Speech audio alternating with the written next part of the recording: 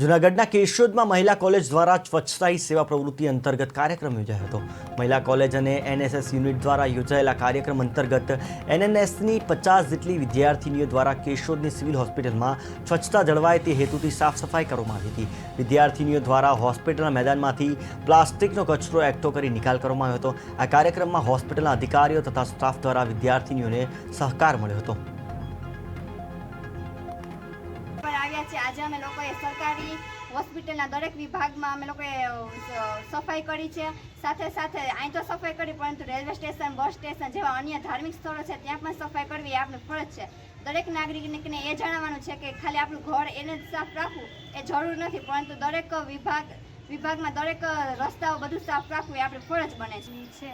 અમે લોકો યુકેબી મહિલા arts and home science college કેશોદમાં અભ્યાસ કરે છે। હું અને મારી એનએસએસની બધી વિદ્યાર્થીનીઓ સ્વચ્છતા હી સેવા સાર્થકની સેવા આપવા માટે ગવર્મેન્ટ હોસ્પિટલ કેશોદમાં